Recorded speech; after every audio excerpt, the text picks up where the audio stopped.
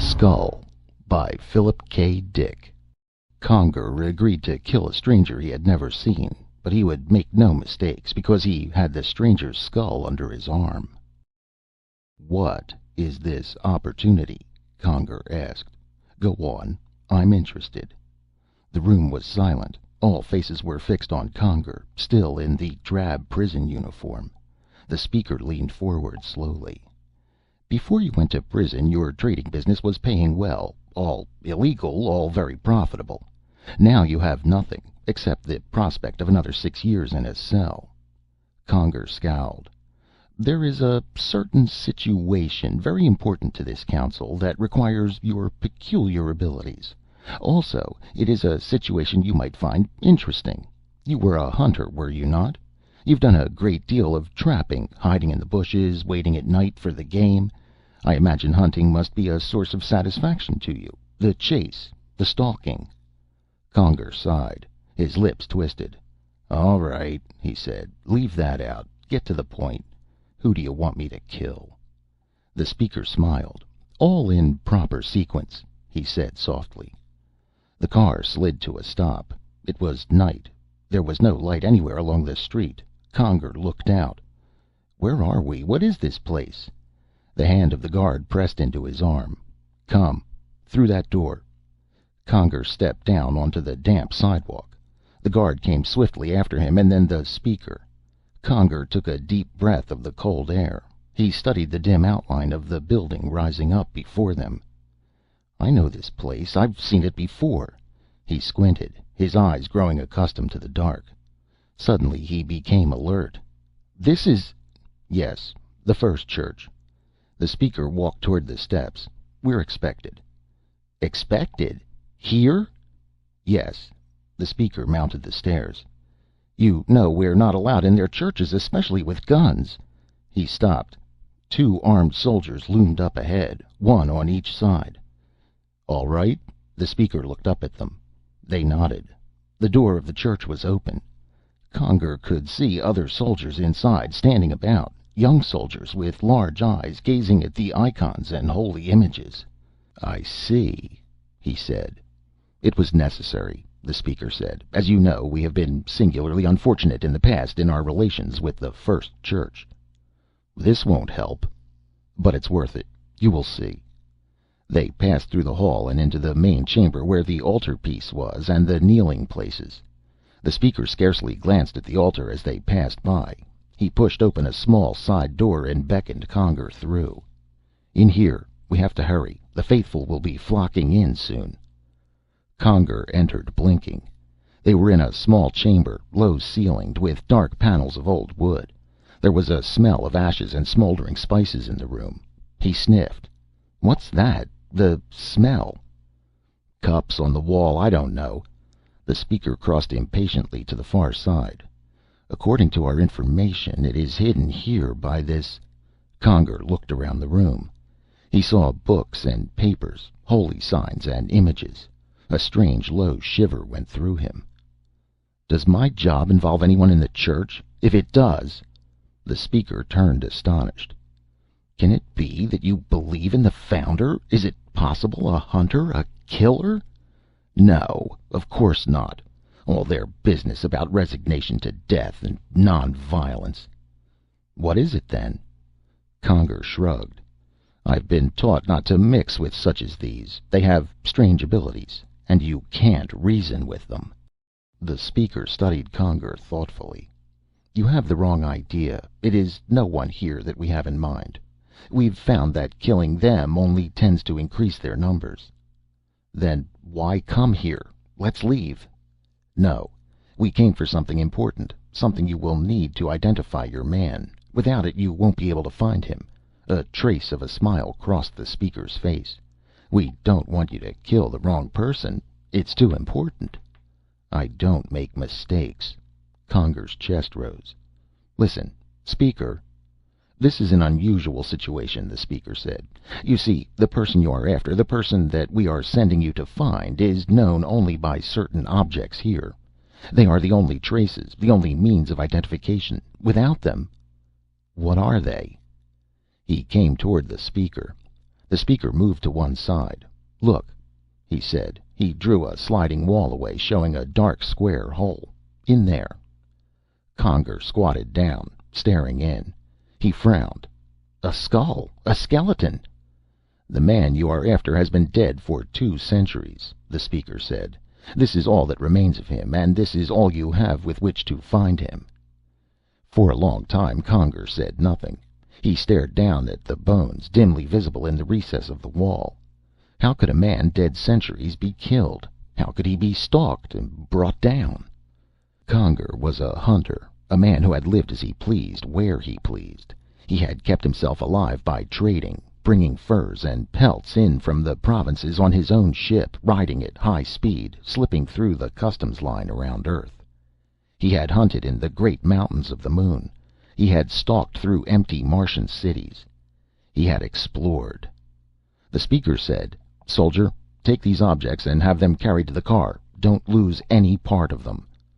The soldier went into the cupboard, reaching gingerly, squatting on his heels. "It is my hope," the speaker continued softly to Conger, "that you will demonstrate your loyalty to us now. There are always ways for citizens to restore themselves, to show their devotion to their society. For you, I think this would be a very good chance. I seriously doubt that a better one will come along. And for your efforts, there will be quite a restitution, of course." The 2 men looked at each other. Conger, thin, unkempt. The speaker, immaculate in his uniform. "I understand you," Conger said. "I mean, I understand this part about the chance. But how can a man who has been dead 2 centuries be—" "I'll explain that later," the speaker said. "Right now we have to hurry." The soldier had gone out with the bones, wrapped in a blanket, held carefully in his arms. The speaker walked to the door. "Come. They've already discovered that we've broken in here, and they'll be coming at any moment." They hurried down the damp steps to the waiting car. A second later the driver lifted the car up into the air, above the housetops. The speaker settled back in the seat. "The First Church has an interesting past," he said. "I suppose you are familiar with it, but I'd like to speak of a few points that are of relevancy to us. It was the 20th century that the movement began, during one of the periodic wars. The movement developed rapidly, feeding on the general sense of futility, the realization that each war was breeding greater war with no end in sight. The movement posed a simple answer to the problem. Without military preparations, weapons, there could be no war, and without machinery and complex scientific technocracy, there could be no weapons. The movement preached that you couldn't stop war by planning for it. They preached that man was losing to his machinery and science, that it was getting away from him, pushing him into greater and greater wars. Down with society, they shouted. Down with factories and science. A few more wars and there wouldn't be much left of the world. The founder was an obscure person from a small town in the American Middle West. We don't even know his name. All we know is that one day he appeared, preaching a doctrine of non-violence, non-resistance, no fighting, no paying taxes for guns, no research except for medicine. Live out your life quietly, tending to your garden, staying out of public affairs. Mind your own business. Be obscure, unknown, poor. Give away most of your possessions. Leave the city. At least, that was what developed from what he told the people. The car dropped down and landed on a roof. The founder preached this doctrine, or the germ of it. There's no telling how much the faithful have added themselves. The local authorities picked him up at once, of course. Apparently they were convinced that he meant it. He was never released. He was put to death, and his body buried secretly. It seemed that the cult was finished. The speaker smiled. Unfortunately, some of his disciples reported seeing him after the date of his death. The rumor spread. He had conquered death. He was divine. It took hold, grew, and here we are today with a First Church obstructing all social progress, destroying society, sowing the seeds of anarchy. "But the wars," Conger said, "about them." "The wars? Well, there were no more wars. It must be acknowledged that the elimination of war was the direct result of nonviolence practiced on a general scale. But we can take a more objective view of war today. What was so terrible about it? War had a profound selective value, perfectly in accord with the teachings of Darwin and Mendel and others. Without war, the mass of useless, incompetent mankind, without training or intelligence, is permitted to grow and expand unchecked. War acted to reduce their numbers, like storms and earthquakes and droughts. It was nature's way of eliminating the unfit. Without war, the lower elements of mankind have increased all out of proportion. They threaten the educated few, those with scientific knowledge and training, the ones equipped to direct society. They have no regard for science or for a scientific society based on reason. And this movement seeks to aid and abet them. Only when scientists are in full control can the... He looked at his watch and then kicked the car door open. I'll tell you the rest as we walk. They crossed the dark roof. Doubtless you now know whom those bones belong to, who it is that we are after. He has been dead just 2 centuries now, this ignorant man from the Middle West, this founder. The tragedy is that the authorities of the time acted too slowly. They allowed him to speak, to get his message across. He was allowed to preach, to start his cult, and once such a thing is underway, there's no stopping it. But what if he had died before he preached? What if none of his doctrines had ever been spoken? It took only a moment for him to utter them, that we know. They say he spoke just once, just one time. Then the authorities came, taking him away. He offered no resistance. The incident was small. The speaker turned to Conger. Small, but we're reaping the consequences of it today. They went inside the building. Inside, the soldiers had already laid out the skeleton on a table. The soldiers stood around it, their young faces intense. Conger went over to the table, pushing past them. He bent down, staring at the bones. So, these are his remains, he murmured. The founder. The church has hidden them for 2 centuries? Quite so, the speaker said. But now we have them. Come along down the hall. They went across the room to a door. The speaker pushed it open. Technicians looked up. Conger saw machinery whirring and turning, benches and retorts. In the center of the room was a gleaming crystal cage. The speaker handed a Slem gun to Conger. The important thing to remember is that the skull must be saved and brought back for comparison and proof. Aim low, at the chest. Conger weighed the gun in his hands. It feels good, he said. I know this gun. That is, I've seen them before, but I've never used one. The speaker nodded. You will be instructed on the use of the gun and the operation of the cage. You will be given all data we have on the time and location. The exact spot was a place called Hudson's Field, about 1960, in a small community outside Denver, Colorado. And don't forget, the only means of identification you will have will be the skull. There are visible characteristics of the front teeth, especially the left incisor. Conger listened absently. He was watching 2 men in white carefully wrapping the skull in a plastic bag. They tied it and carried it into the crystal cage. And if I should make a mistake? Pick the wrong man? Then find the right one. Don't come back until you succeed in reaching this founder. And you can't wait for him to start speaking. That's what we must avoid. You must act in advance. Take chances. Shoot as soon as you think you've found him. He'll be someone unusual. Probably a stranger in the area. Apparently he wasn't known. Conger listened dimly. Do you think you have it all now? The speaker asked. Yes, I think so. Conger entered the crystal cage and sat down, placing his hands on the wheel. Good luck, the speaker said. We'll be awaiting the outcome. There's some philosophical doubt as to whether one can alter the past. This should answer the question once and for all. Conger fingered the controls of the cage. By the way, the speaker said, don't try to use this cage for purposes not anticipated in your job. We have a constant trace on it. If we want it back, we can get it back. Good luck. Conger said nothing. The cage was sealed. He raised his finger and touched the wheel control. He turned the wheel carefully. He was still staring at the plastic bag when the room outside vanished. For a long time there was nothing at all, nothing beyond the crystal mesh of the cage. Thoughts rushed through Conger's mind helter-skelter. How would he know the man? How could he be certain in advance? What had he looked like? What was his name? How had he acted before he spoke? Would he be an ordinary person or some strange, outlandish crank? Conger picked up the Slem gun and held it against his cheek. The metal of the gun was cool and smooth. He practiced moving the sight. It was a beautiful gun, the kind of gun he could fall in love with.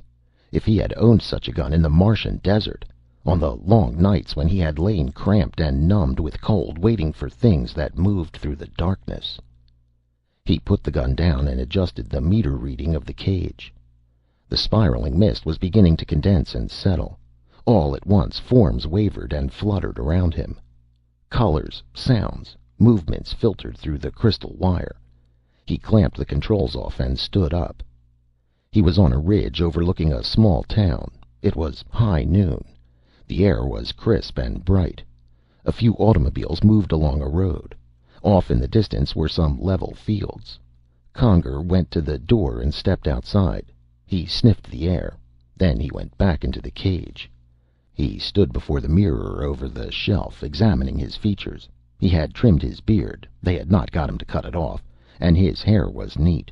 He was dressed in the clothing of the middle 20th century, the odd collar and coat, the shoes of animal hide. In his pocket was money of the times. That was important. Nothing more was needed. Nothing except his ability, his special cunning, but he had never used it in such a way before. He walked down the road toward the town. The first things he noticed were the newspapers on the stands. April 5th, 1961. He was not too far off. He looked around him.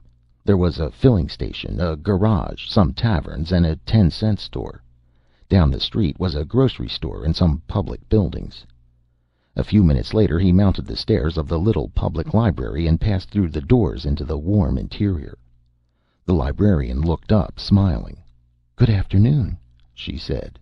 He smiled, not speaking because his words would not be correct, accented and strange probably. He went over to a table and sat down by a heap of magazines. For a moment he glanced through them. Then he was on his feet again. He crossed the room to a wide rack against the wall. His heart began to beat heavily. Newspapers, weeks on end. He took a roll of them over to the table and began to scan them quickly. The print was odd, the letters strange. Some of the words were unfamiliar. He set the papers aside and searched farther.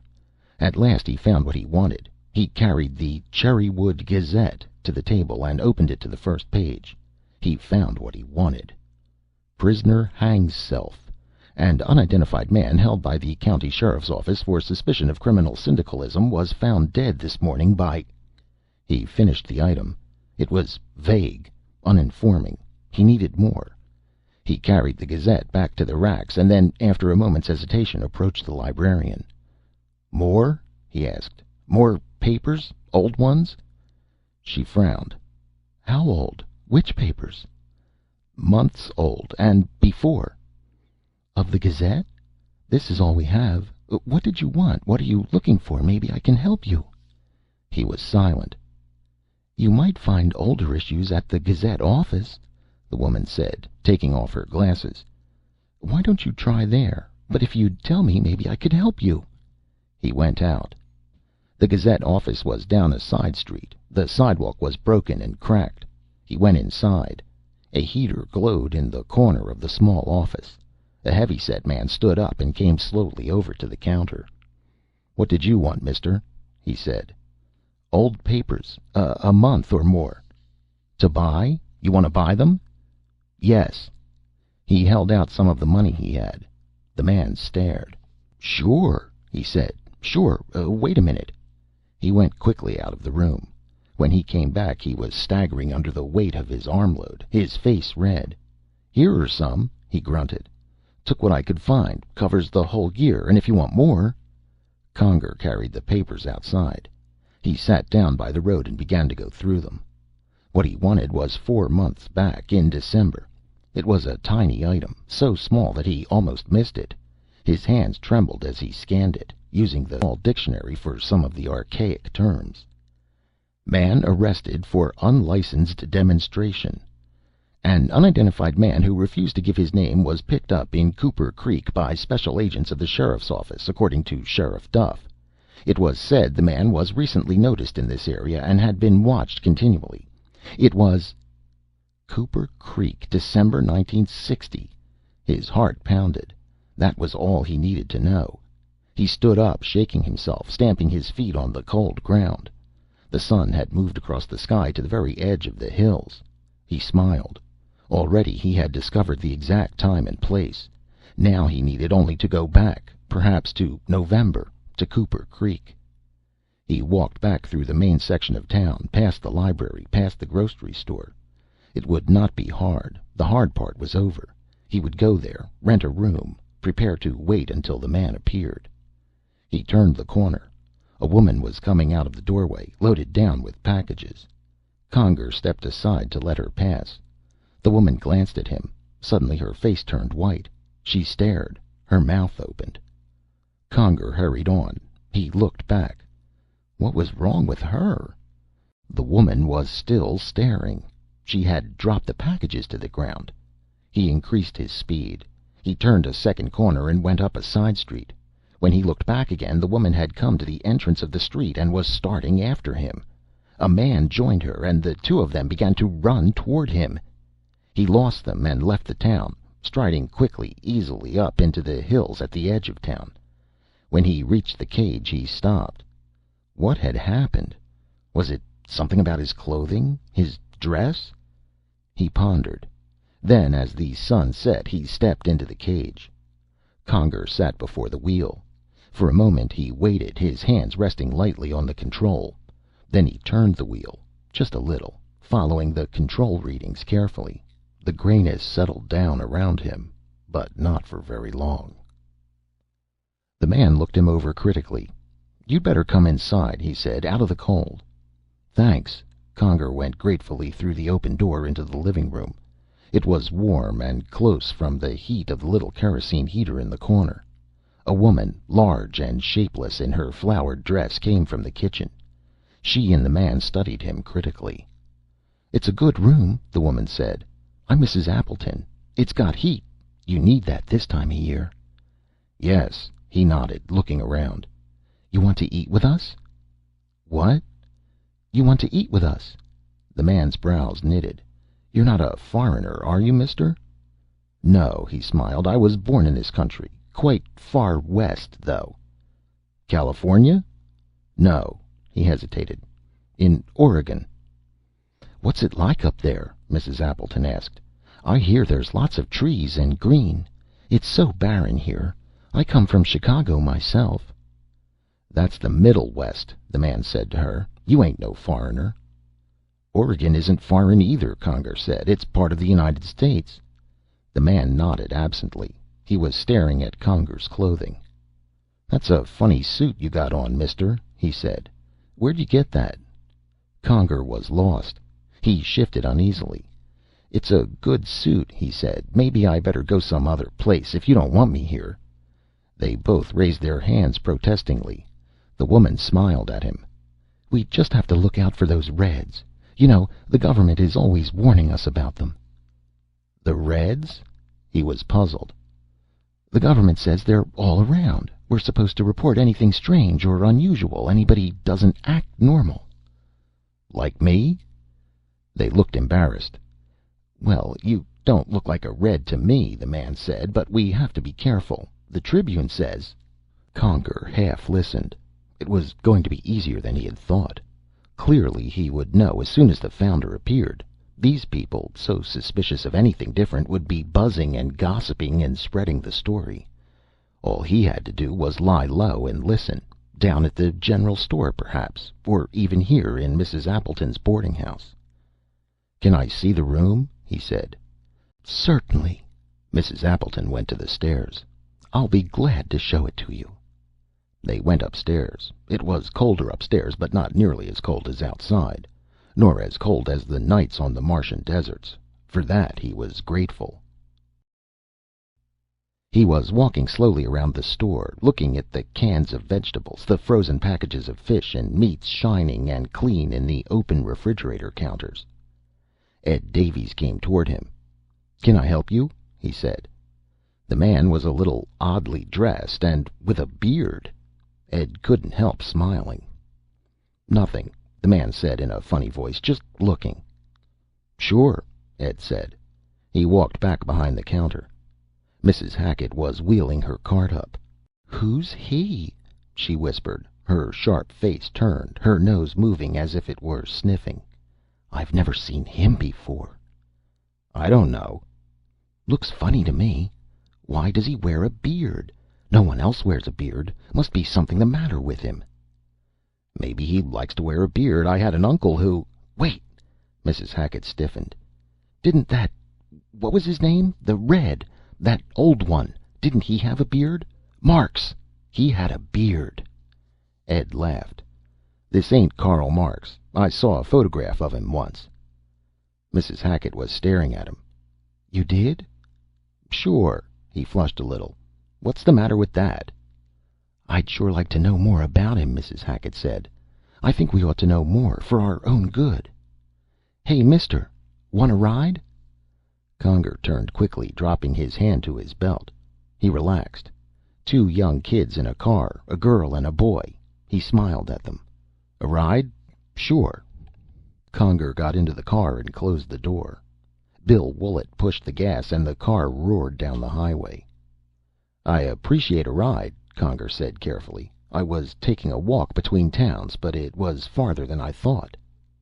"Where are you from?" Laura Hunt asked. She was pretty, small and dark in her yellow sweater and blue skirt. "From Cooper Creek." "Cooper Creek?" Bill said. He frowned. "That's funny. I don't remember seeing you before." "Why? Do you come from there?" "I was born there. I know everybody there." "I just moved in. From Oregon." "From Oregon? I didn't know Oregon people had accents." "Do I have an accent?" You use words funny." "How?" "I don't know. Doesn't he, Laura?" "You slur them," Laura said, smiling. "Talk some more. I'm interested in dialects." She glanced at him, white-teethed. Conger felt his heart constrict. I have a speech impediment." "Oh." Her eyes widened. "I'm sorry." They looked at him curiously as the car purred along. Conger, for his part, was struggling to find some way of asking them questions without seeming curious. "I guess people from out of town don't come here much," he said. "Strangers." "No." Bill shook his head. "Not very much." "I'll bet I'm the first outsider for a long time." "I guess so." Conger hesitated. "A friend of mine, someone I know, might be coming through here. Where do you suppose I might—" He stopped. "Would there be anyone certain to see him? Someone I could ask, make sure I don't miss him if he comes?" They were puzzled. "Just keep your eyes open. Cooper Creek isn't very big." "No, that's right." They drove in silence. Conger studied the outline of the girl. Probably she was the boy's mistress. Perhaps she was his trial wife. Or had they developed trial marriage back so far? He could not remember. But surely such an attractive girl would be someone's mistress by this time. She would be 16 or so by her looks. He might ask her sometime, if they ever met again. The next day Conger went walking along the one main street of Cooper Creek. He passed the general store, the 2 filling stations, and then the post office. At the corner was the soda fountain. He stopped. Laura was sitting inside, talking to the clerk. She was laughing, rocking back and forth. Conger pushed the door open. Warm air rushed around him. Laura was drinking hot chocolate with whipped cream. She looked up in surprise as he slid into the seat beside her. "I beg your pardon," he said. "Am I intruding?" "No." She shook her head. Her eyes were large and dark. "Not at all." The clerk came over. "What do you want?" Conger looked at the chocolate. "Same as she has." Laura was watching Conger, her arms folded, elbows on the counter. She smiled at him. "By the way, you don't know my name. Laura Hunt." She was holding out her hand. He took it awkwardly, not knowing what to do with it. "Conger is my name," he murmured. "Conger. Is that your last or first name?" "Last or first?" He hesitated. "Last. Omar Conger." "Omar?" She laughed. "That's like the poet Omar Khayyam." "I don't know of him. I know very little of poets. We restored very few works of art. Usually only the church has been interested enough—" He broke off. She was staring. He flushed. "Where I come from," he finished. "The church? Which church do you mean?" "The church." He was confused. The chocolate came, and he began to sip it gratefully. Laura was still watching him. "You're an unusual person," she said. "Bill didn't like you, but he never likes anything different. He's so prosaic. Don't you think that when a person gets older he should become broadened in his outlook?" Conger nodded. "He says foreign people ought to stay where they belong, not come here. But you're not so foreign. He means Orientals, you know." Conger nodded. The screen door opened behind them. Bill came into the room. He stared at them. "Well," he said. Conger turned. "Hello." "Well." Bill sat down. "Hello, Laura." He was looking at Conger. "I didn't expect to see you here." Conger tensed. He could feel the hostility of the boy. "Something wrong with that?" "No, nothing wrong with it." There was silence. Suddenly Bill turned to Laura. "Come on, let's go." "Go?" She was astonished. "Why?" "Just go." He grabbed her hand. "Come on, the car's outside." "Why, Bill Willet," Laura said. "You're jealous." "Who is this guy?" Bill said. "Do you know anything about him? Look at him. His beard." She flared. "So what? Just because he doesn't drive a Packard and go to Cooper High?" Conger sized the boy up. He was big. Big and strong. Probably he was part of some civil control organization. "Sorry," Conger said. "I'll go." "What's your business in town?" Bill asked. "What are you doing here? Why are you hanging around Laura?" Conger looked at the girl. He shrugged. "No reason. I'll see you later." He turned away and froze. Bill had moved. Conger's fingers went to his belt. "Half pressure," he whispered to himself. "No more. Half pressure." He squeezed. The room leaped around him. He himself was protected by the lining of his clothing, the plastic sheathing inside. "My God!" Laura put her hands up. Conger cursed. He hadn't meant any of it for her, but it would wear off. There was only a half amp to it. It would tingle. Tingle and paralyze. He walked out the door without looking back. He was almost to the corner when Bill came slowly out, holding onto the wall like a drunken man. Conger went on. As Conger walked, restless in the night, a form loomed in front of him. He stopped, holding his breath. "Who is it?" A man's voice came. Conger waited, tense. "Who is it?" the man said again. He clicked something in his hand. A light flashed. Conger moved. "It's me," he said. "Who is me?" "Conger is my name. I'm staying at the Appletons' place. Who are you?" The man came slowly up to him. He was wearing a leather jacket. There was a gun at his waist. "I'm Sheriff Duff. I think you're the person I want to talk to. You were in Bloom's today, about 3 o'clock?" "Bloom's?" "The fountain, where the kids hang out." Duff came up beside him, shining his light into Conger's face. Conger blinked. "Turn that thing away," he said. A pause. "All right." The light flickered to the ground. "You were there. Some trouble broke out between you and the Willett boy. Is that right? You had a beef over this girl." "We had a discussion," Conger said carefully. "Then what happened?" "Why?" "I'm just curious. They say you did something." "Did something? Did what?" "I don't know. That's what I'm wondering. They saw a flash and something seemed to happen. They all blacked out. Couldn't move." "How are they now?" "All right." There was silence. "Well," Duff said. "What was it? A bomb?" "A bomb?" Conger laughed. "No. My cigarette lighter caught fire. There was a leak and the fluid ignited." "Why did they all pass out?" "Fumes." Silence. Conger shifted, waiting. His fingers moved slowly towards his belt. The sheriff glanced down. He grunted. "If you say so," he said. "Anyhow, there wasn't any real harm done." He stepped back from Conger. "And that Willett is a troublemaker." "Good night, then," Conger said. He started past the sheriff. "One more thing, Mr. Conger, before you go. You don't mind if I look at your identification, do you?" "No, not at all." Conger reached into his pocket. He held his wallet out. The sheriff took it and shined his flashlight on it. Conger watched, breathing shallowly.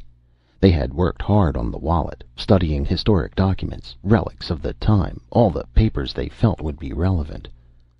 Duff handed it back. "Okay, sorry to bother you." The light winked off. When Conger reached the house, he found the Appletons sitting around the television set. They did not look up as he came in. He lingered at the door. "Can I ask you something?" he said. Mrs. Appleton turned slowly. "Can I ask you, what's the date?" "The date?" She studied him. "The 1st of December." "December 1st? Why, it was just November." They were all looking at him. Suddenly he remembered in the 20th century they still used the old 12-month system. November fed directly into December. There was no quarter-member between. He gasped. Then it was tomorrow. The 2nd of December. Tomorrow. "Thanks," he said. "Thanks." He went up the stairs. What a fool he was, forgetting. The founder had been taken into captivity on the 2nd of December, according to the newspaper records. Tomorrow, only 12 hours hence, the founder would appear to speak to the people and then be dragged away. The day was warm and bright. Conger's shoes crunched the melting crust of snow. On he went, through the trees heavy with white. He climbed a hill and strode down the other side, sliding as he went. He stopped to look around. Everything was silent. There was no one in sight. He brought a thin rod from his waist and turned the handle of it. For a moment nothing happened. Then there was a shimmering in the air. The crystal cage appeared and settled slowly down. Conger sighed. It was good to see it again. After all, it was his only way back. He walked up on the ridge. He looked around with some satisfaction, his hands on his hips. Hudson's Field was spread out all the way to the beginning of town. It was bare and flat, covered with a thin layer of snow. Here the founder would come. Here he would speak to them. And here the authorities would take him. Only he would be dead before they came. He would be dead before he even spoke. Conger returned to the crystal globe. He pushed through the door and stepped inside. He took the Slem gun from the shelf and screwed the bolt into place. It was ready to go, ready to fire. For a moment he considered. Should he have it with him? No. It might be hours before the founder came, and suppose someone approached him in the meantime. When he saw the founder coming toward the field, then he could go and get the gun. Conger looked toward the shelf. There was the neat plastic package. He took it down and unwrapped it. He held the skull in his hands, turning it over. In spite of himself, a cold feeling rushed through him. This was the man's skull, the skull of the founder, who was still alive, who would come here today, this day, who would stand on the field not 50 yards away.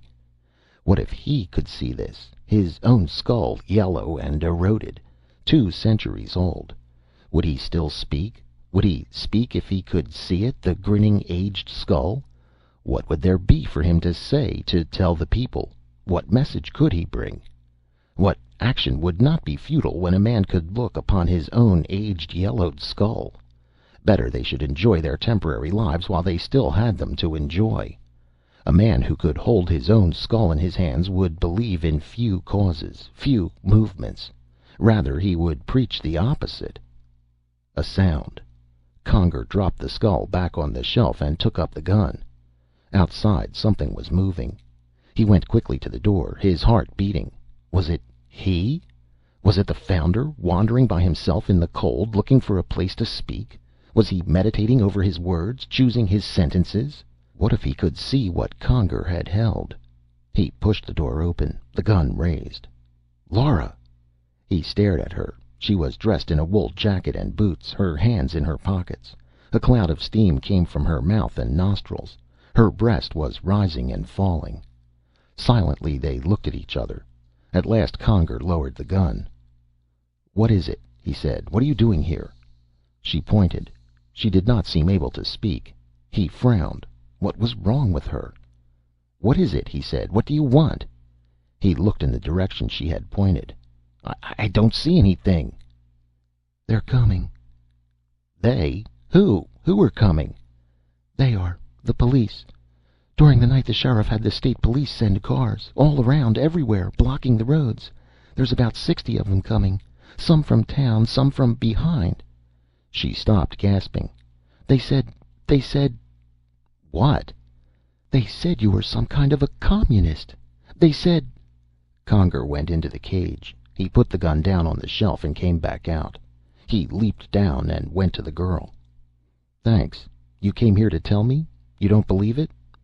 "I don't know." "Did you come alone?" "No. Joe brought me in his truck. From town."